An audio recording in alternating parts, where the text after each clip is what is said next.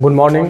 आज आप लोग को जो पढ़ाएंगे नाइन्थ क्लास का कुछ बचा हुआ था 12.2 में, वही सब क्वेश्चन क्लियर करेंगे, ठीक ना। देखिए, सबसे पहले तो आप लोग को ये बतला दें, जो अभी नाइन्थ क्लास में जो चल रहा है मैथ में, उसमें हीरोन फार्मूला और हीरोन फार्मूला के अलावा कुछ आकृति जो होती है क्षेत्रमिति में, उसकी जानकारी स्टूडेंट को होना चाहिए। जैसे वर्ग, त्रिभुज, आयत, ये सब क्या होता है, इसकी जानकारी, बेसिक कॉन्सेप्ट आपको होना चाहिए पता। तो इसके लिए भी हम पीछे बता चुके हैं, और पीछे बताने के साथ साथ फिर अगला वीडियो भी आपको इसी पर बनेगा, क्योंकि अब चालू होगा वह क्षेत्रमिति आप लोग को चालू हो जाएगा। त्रिभुज चैप्टर, हीरोन सूत्र अब खत्म हो जाएगा, आज अंतिम क्लास है, ठीक है।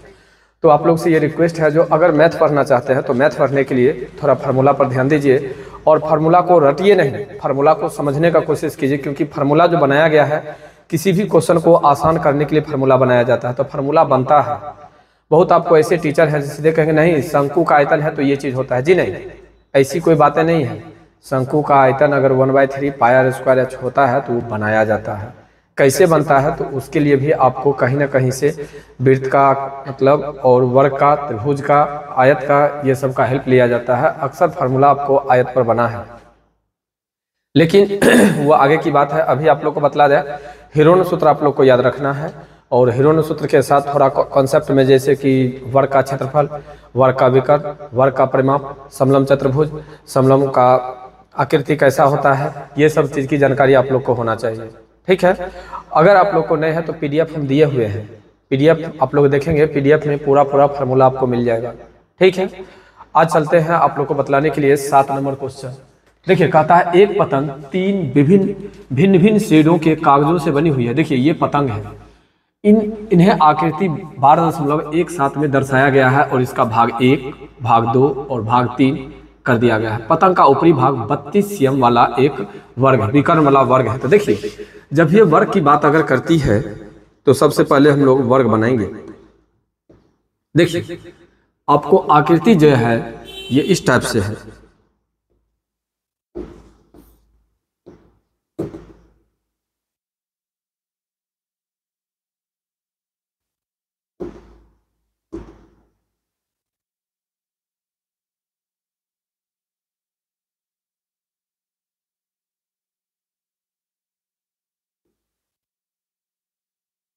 देखिए, आकृति इसी टाइप का है।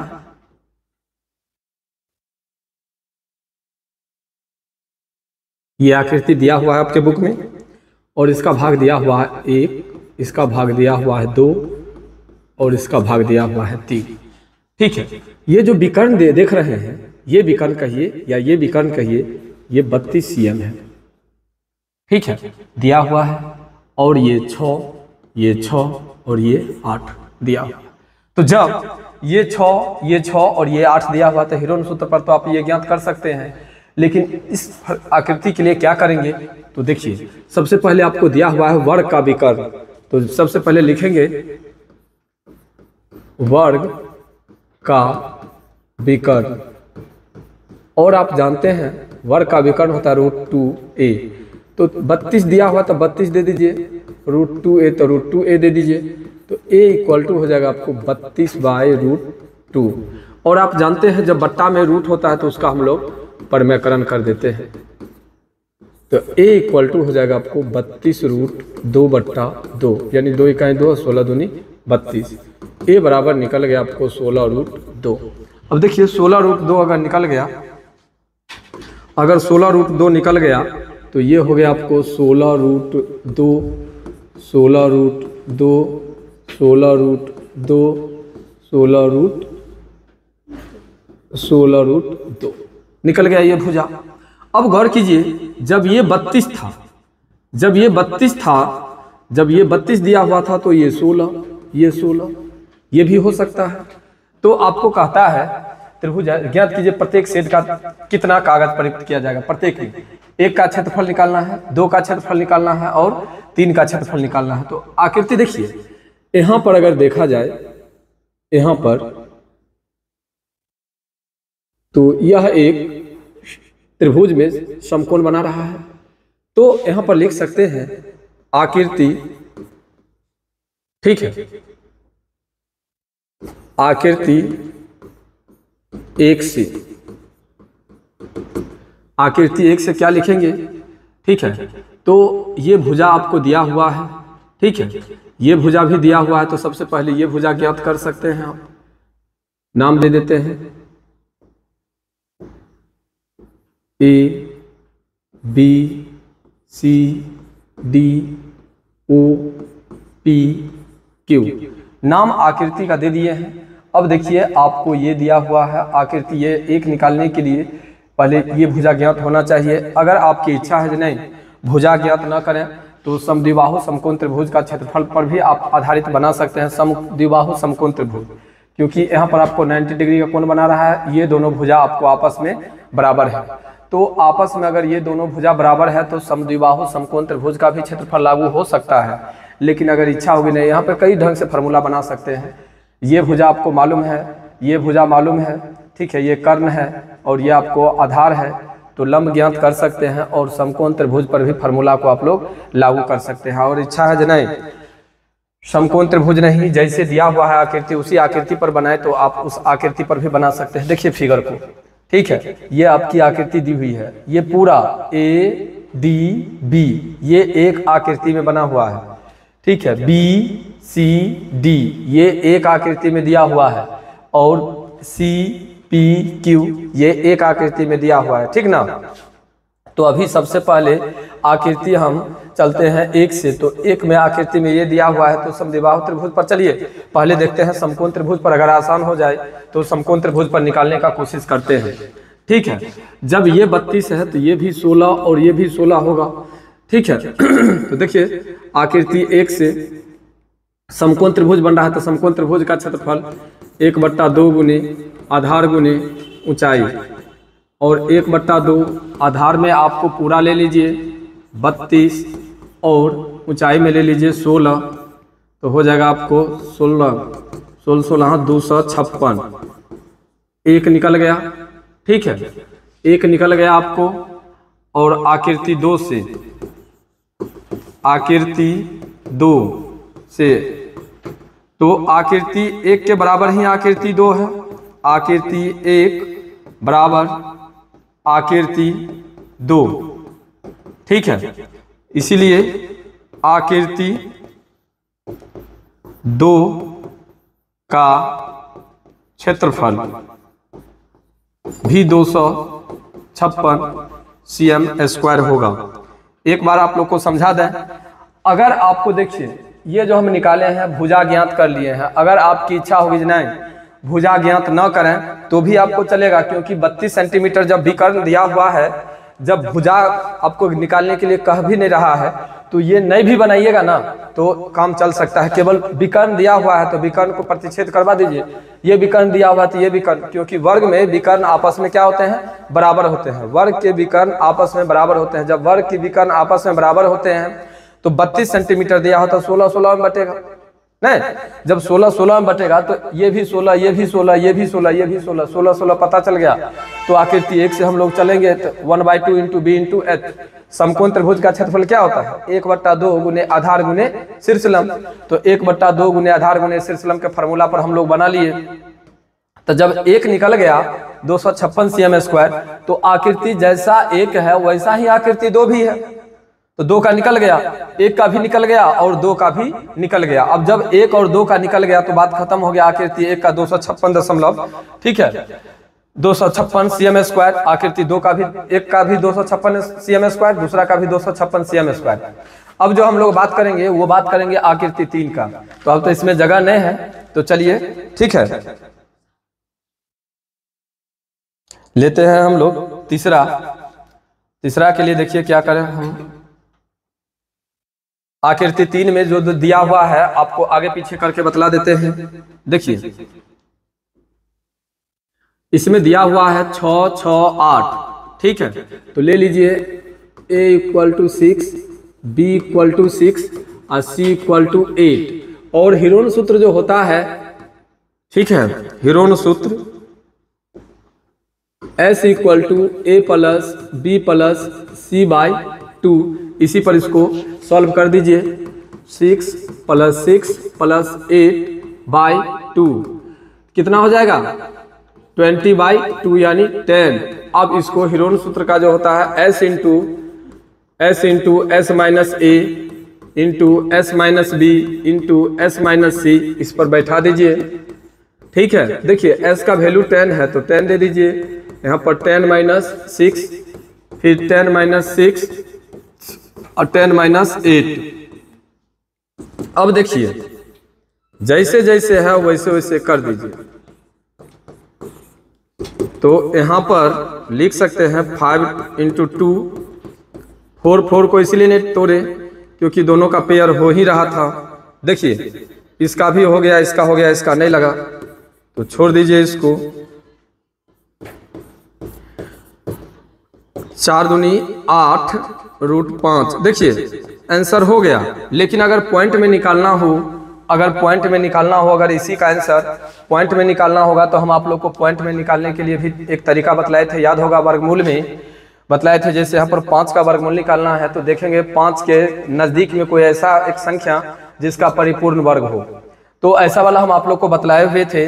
जैसे एक बार फिर से आज बतला देते हैं, अगर कहीं भूल गए होंगे आप लोग तो दिखला देते हैं। जैसे देखिए कहे अगर 5 का वर्गमूल निकालने के लिए आप लोग को कहे 5 का वर्गमूल निकालने के लिए तो इसको लिख सकते हैं 4 जोड़ 1, तो 4 का वर्गमूल 2 हो जाएगा, तो 1/2 का दुगुना कर दीजिए तो 4/1 करके 1 और 4 का एलसीएम 4 हो जाएगा, तो 4 दूनी 8 प्लस 1 यानी 9/4। 9/4 का मतलब क्या, 4 दूनी 8, बच गया 1 पर 0 10, 4 दूनी 8, 4 पंचे 20। अगर 2.25 को अगर 8 से गुना कर दीजिएगा तो एक्यूरेट आकृति 3 का भी निकल जाएगा। ठीक है, तो वैसे तत्काली आपको हम इतना पे छोड़ दिए हैं। देखिए इतना पे आप लोग को छोड़ दिए हैं 8 रूट 5 cm²। अगर जो आदमी को लगे जो नहीं निकालना है, एक्यूरेट आंसर निकालना है, तो 8 को 2.25 से गुना कर दीजिएगा तो आपका आंसर आ जाएगा। ठीक है, वैसे वर्गमूल पिछले वीडियो में आप लोग को हम बतला दिए थे जो वर्गमूल कैसे बनाया जाता है, लेकिन अगर वीडियो भूल गए होंगे निकालना तो फिर से एक बार आपको बतला देख लीजिए। रूट 5 का वर्गमूल कहे निकालने के लिए तो रूट 5 का परिपूर्ण वर्ग नहीं होता है, तो इस चीज को आसान से भाषा में बनाने के लिए एक इतना में तोड़ना है, 5 को इतना में तोड़ना है जिसका 1 का परिपूर्ण वर्ग हो। तो हम तोड़ दिए 4 जोड़ 1 में, क्योंकि 4 का वर्गमूल 2 होता है। ठीक है, तो 2 हो गया, और जितना होता है वर्गमूल उसका दुगुना करके बट्टा में कर दिया जाता है शेष वाला में। तो देखिए 4 जोड़ 1 में तोड़े थे तो 1 है, 4 का वर्गमूल 2 हुआ तो 2 का दुगुना कर दिए 4, और 1 में 4 से भाग कर दीजिए, चाहे दोनों का भिन्न के जोड़ कर दीजिए, आपका आंसर आ जाएगा। ठीक है, तो उधर जो वर्गमूल हम लोग निकालते हैं विभाजन विधि से या गुणनखंड विधि से, उससे बेटर होगा आपको ये आसान भाषा में समझने में। ठीक है, और ये चीज क्लास 8 में पढ़ना था, जो विभाजन विधि से बनाइए या वर्गमूल विधि से बनाइए। तो विभाजन विधि और वर्गमूल विधि हम लोग, ठीक है, क्या कहता है, गुणनखंड विधि। वर्गमूल का 2 विधि था, जिसमें एक विधि था आप लोग को विभाजन और एक था गुणनखंड, तो 8 क्लास में पढ़े होंगे। लेकिन यहाँ पे हम लोग को केवल दशमलव में निकालना रहता है, कोई भी संख्या का परिपूर्ण वर्ग यहाँ नहीं निकालना रहता, मतलब परिपूर्ण वर्ग नहीं होता है, खास करके आपको इसमें। तो जब नहीं होता है तो आसान सी भाषा हमें चाहिए ना, क्यूक में हम क्वेश्चन को डील कर लें। तो क्यूक में क्वेश्चन को डील करने के लिए आपका यही, ठीक है, अच्छा है, दोनों को मल्टीप्लाई कर दीजिएगा तो आ जाएगा। देखिए इसमें आपको आकृति 1 में और आकृति 2 में, ये दोनों का हम क्षेत्रफल इसमें निकाल दिए हैं, और आकृति 3 का क्षेत्रफल हम इसमें निकाल दिए हैं, और इस तरह आपका क्वेश्चन, ठीक है, 7 नंबर क्लियर होता है। 7 नंबर क्वेश्चन कहता था आपको, एक बार देख लीजिए आकृति 7 को। आकृति 7 में आपका कहता है जो एक पतंग 3 भिन्न भिन्न शेडों के कागजों से बनी है, इन्हें आकृति 12.17 में दर्शाया गया है। पतंग का ऊपरी भाग का मतलब कि ये जो देख रहे हैं ऊपर वाला भाग विकर्ण का एक वर्ग है, और निचला भाग 6 और 8 स्वयं भुजा वाला एक समद्विबाहु त्रिभुज है। ज्ञात कीजिए कि प्रत्येक शेड का कितना भाग प्रयुक्त किया जाएगा, अलग अलग। ऐसे ऊपर जो है 3 से ऊपर जो है जिसका विकर्ण केवल दिया हुआ था आप लोग को, तो विकर्ण से हम भुजा ज्ञात कर दिए। वैसे जरूरी नहीं है भुजा ज्ञात करना, विकर्ण जब दिया हुआ है, मान लीजिए यहाँ से यहाँ तक अगर 32 दिया हुआ है तो 32 का आधा करेंगे तो 16 निकल जाएगा। क्यों? क्योंकि ये बीच से फिर प्रतिच्छेद भी किया है। जब ये प्रतिच्छेद किया है यानी इस रेखा को ये रेखा काट दिया है तो 2 भाग में समान रूप से बट गया है। और वैसे भी हम लोग जानते हैं जो वर्ग का विकर्ण आपस में बराबर होते हैं, तो बराबर होते हैं, तो 32 को 16-16 कर लिए और 16-16 करके समकोण त्रिभुज का जो क्षेत्रफल होता है उस पर बैठा करके आसानी से बना दिए। अब देखिए अब जो क्वेश्चन है कहता है जो फर्श पर एक फूलों का डिजाइन 16 त्रिभुजाकार टाइलों से बनाया गया है, जिनमें प्रत्येक की भुजाएं 9 cm, 28 cm और 35 cm है। आकृति में देखिए ऐसा डिजाइन आप लोग को, ठीक है, अक्सर दीपावली में लोग फर्श पर गेट के सामने में चिपकाते हैं। अगर गेट में नहीं चिपकाते हैं, चाहे गेट के सामने नहीं चिपकाते हैं, तो छत में भी जहाँ पे फैन लगता है वहां पर देखिएगा इस टाइप का लोग डिजाइन करवाते हैं, ठीक है। तो ये डिजाइन है। अब कहता है जो इन टाइलों को 50 पैसे प्रति cm स्क्वायर की दर से पॉलिश कराने का व्यय ज्ञात कीजिए। तो सबसे पहले तो आपको दिया हुआ जो त्रिभुज के आकार का है, तो एक त्रिभुज का पहले आप लोग क्षेत्रफल हीरोन सूत्र का सहायता से बना लीजिए और उसमें 16 से गुना कर दीजिएगा, जितना होगा उसमें फिर 0.50 से यानी आधा पैसा का मतलब कि 50 पैसा से गुना कर दीजिएगा तो आपको आंसर आ जाएगा। लेकिन कैसे आएगा तो हम इसको बनाते हैं, आप लोग देखेंगे, ठीक है। देखिए आकृति यहीं पर समझ लीजिए, आकृति के कारण ही हम आप लोग को, ठीक है, PDF में केवल डाउनलोड कर लिए हैं आकृति ही समझाने के लिए। देख लीजिए 8 नंबर का आकृति ये बना हुआ है, देख रहे हैं, ये 35, ये 9 और ये 28, यानी एक वर्ग दिया, त्रिभुज दिया हुआ है। तो लीजिए त्रिभुज में यहाँ पे लीजिए A = हो जाएगा आपको कितना है 35 लीजिए, B = 28 और C = ले लीजिए 9,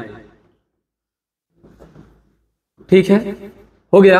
अब आप लोग को हीरोन सूत्र का प्रयोग करना है और हीरोन सूत्र की सहायता से आप लोग को आंसर निकालना है। देखिए S = A + B + C/2, तो यहाँ पर हो जाएगा 35 जोड़ 28 जोड़ 9 बट्टा 2, तो 9 8 17 और 5 22 के 2 हाथ में 2 2 2 4 3 7 बट्टा 2 यानी 36 दूनी 72। अब देखिए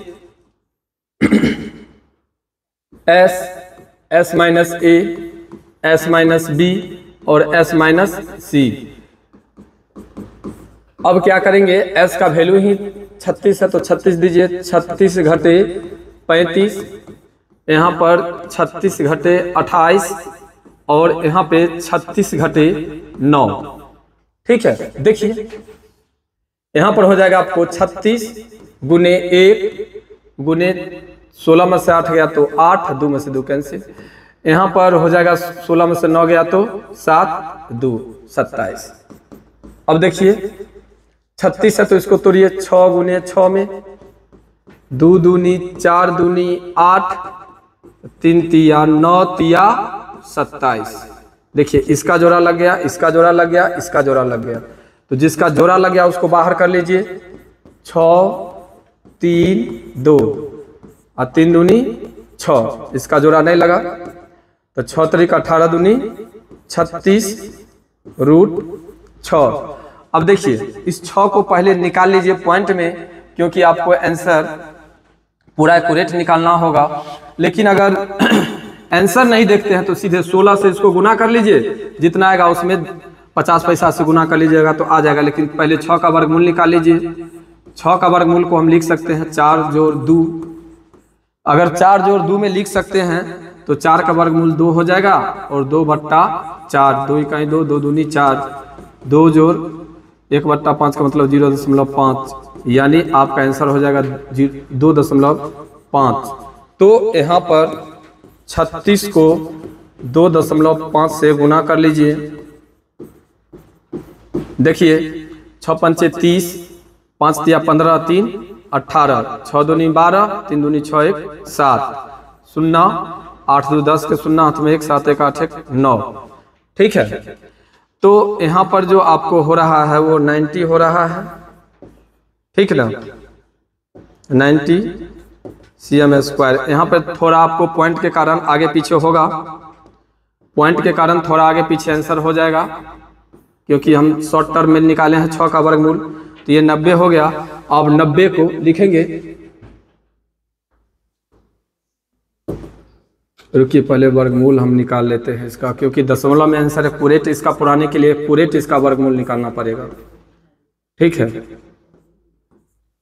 2 दूनी 4, 2 0 2 2 4 4 पर कितने करें, 40 120, 4 चौका 16, 4 पंचे 5 से 25, 25 के 5, 4 से 4 चौका 16 के 6 हाथ में 1, 4 चौका 16 1 17, 10 में से 6 गया तो 4 और 9 में 7 गया 2, पेंसिल 0 4 4 8। अब दे देते हैं 5 से 5 चौक 20, 5 से 2.45 लीजिएगा एक्यूरेट, ठीक है, बेटर रहेगा 2.45। देखिए पूरा पूरा अगर देते हैं ना यहाँ पर 2.45, अब गुना कर लीजिए तो दिक्कत नहीं होगा।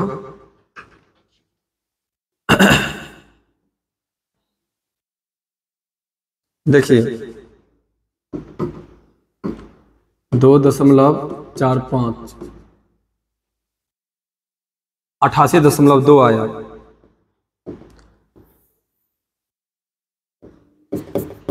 88.2 cm², ठीक है। अब देखिए 88.2 cm² आ गया, लिखेंगे चूंकि एक त्रिभुज का क्षेत्रफल 88.2 cm², इसीलिए 16 त्रिभुज का क्षेत्रफल हो जाएगा 88.2 गुने 16।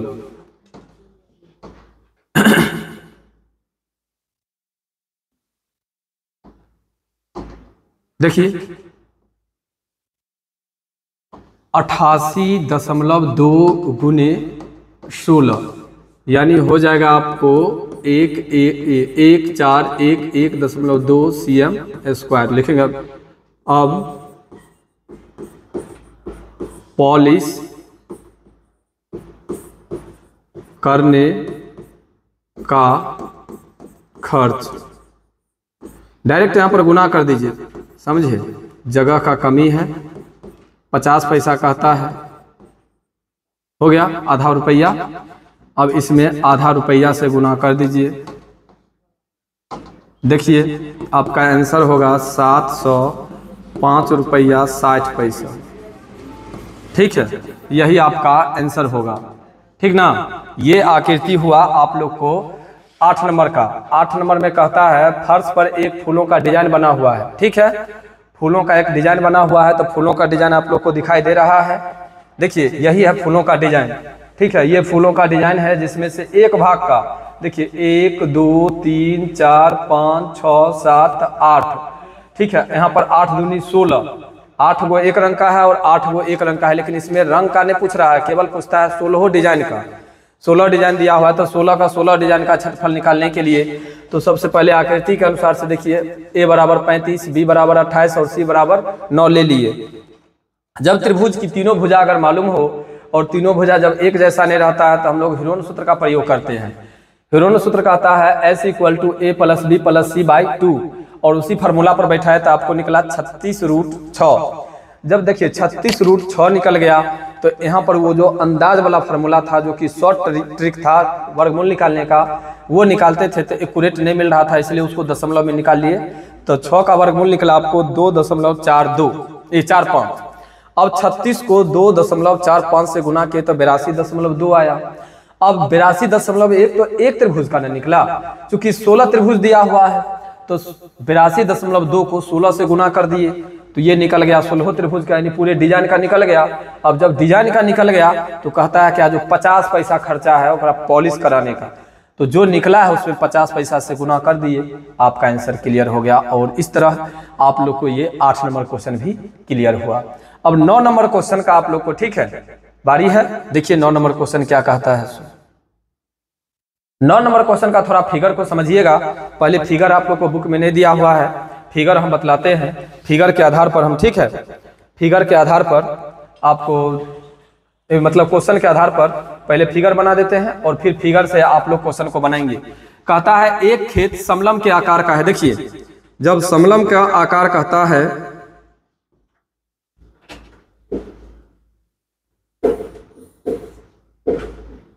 इस टाइप से। हाँ लीजिए, कोई दिक्कत नहीं है, हो गया। अब देखिए ये आकृति है, ठीक है। नाम दीजिए A B C D E F, हो गया। अब कहता है एक खेत समलंब के आकार का है जिसकी समांतर भुजाएं 25 मीटर और 10 मीटर है। देखिए यहां से यहां जो, रुकिए थोड़ा मिस हो जाएगा,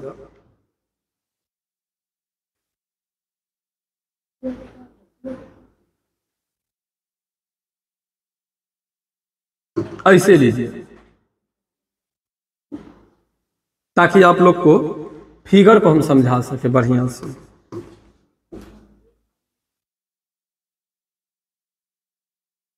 देखिए आकृति ये जो दिया हुआ है ये आपको 10 है और ये आपको 25 है। बउआ जब ये 10 दिया हुआ है ए बी सी डी, जब ये 10 दिया हुआ है तो यहां तक ये भी 10 हो जाएगा, ठीक है। ऐसे आकृति मान लो 10 ना। अच्छा से रुको, फिगर पहले बनाते हैं, फिगर मान लायक नहीं है।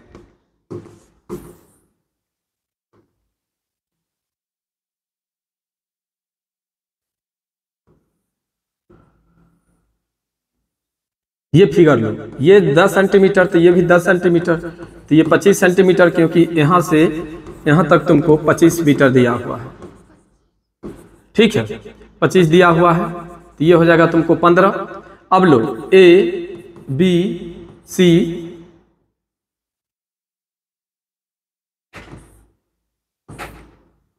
सी, इसको ले लो डी और ये ई। अब हो गया। और यहां से, ठीक है, यहां से एक लंब है, लंब डाल दो, इसका नाम दे दो पी।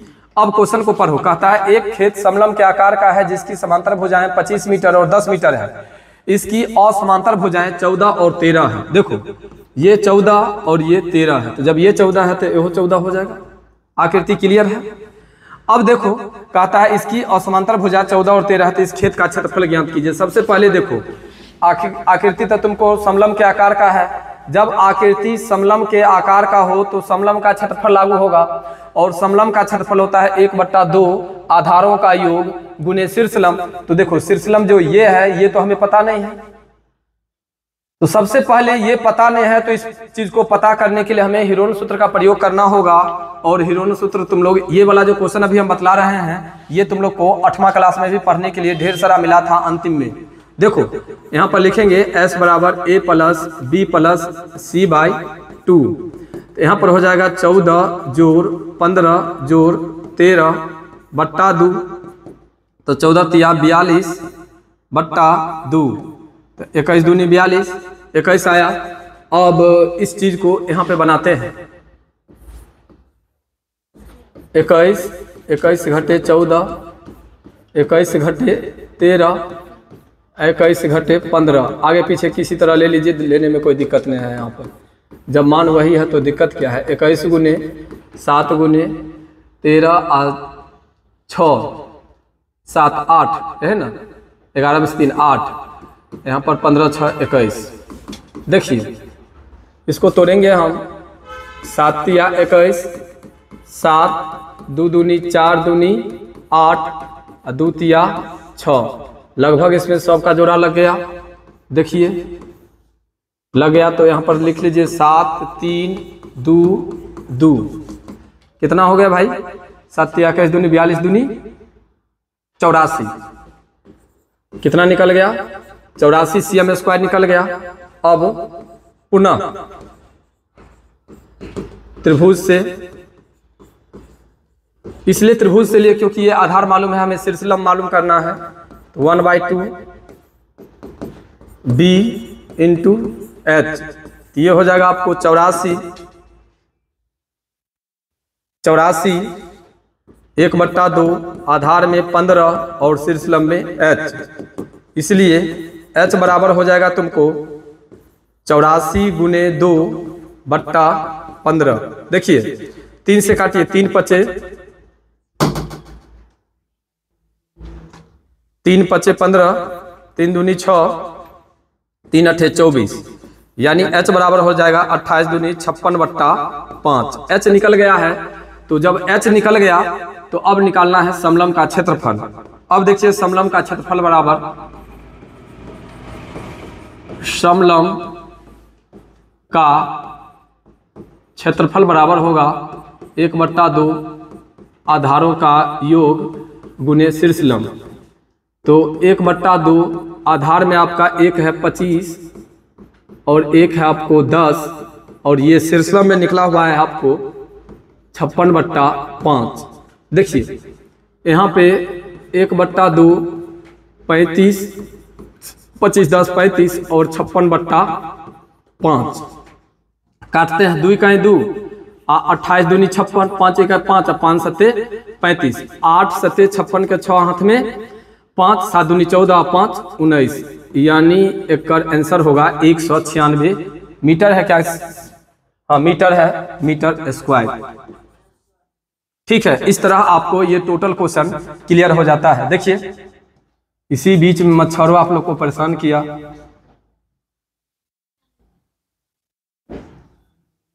देखिए यही क्वेश्चन है इस चैप्टर का सबसे अंतिम क्वेश्चन, और इस तरह आप लोग का टोटल क्वेश्चन क्लियर होता है। देख लीजिए ये जो क्वेश्चन अभी हम आपको बतलाए हैं, ये 12.2 का 3 क्वेश्चन बचा हुआ था उसका ये है। ठीक है, और इस तरह आपका टोटल क्वेश्चन एनसीईआरटी का 12.2 का क्लियर होता है। अब आप लोग इसको बार बार, ठीक है, वीडियो को देख करके इसका प्रैक्टिस कर लेंगे, और फिर हम लोग अब अगला दिन पहले फार्मूला को साबित करेंगे। फार्मूला सिद्ध हो जाएगा तब हम लोग 13.1 से चालू करेंगे, जो कि क्षेत्रमिति चालू होगा। हिरोन सूत्र का 12.1 और 12.2 ही था। 12.1 और 12.2 आप लोग को क्लियर कर दिए। अगर आप लोग का डिमांड होगा, ठीक है, अगर डिमांड होगा नहीं सर ऑब्जेक्टिव का भी प्रैक्टिस करवाइए, तो ऑब्जेक्टिव आप लोग को हम दे देंगे PDF में। आप सभी स्टूडेंट इसका अपना प्रैक्टिस कर लेंगे। ठीक है, अब फिर मिलते हैं अगला दिन।